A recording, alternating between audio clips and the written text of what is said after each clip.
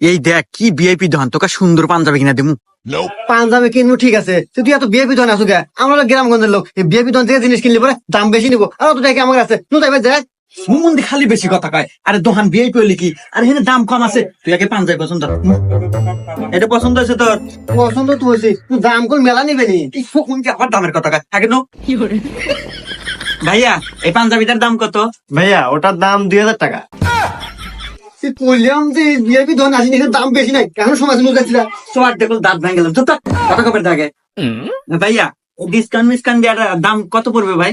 পাঞ্জাবি তো 2000 টাকা।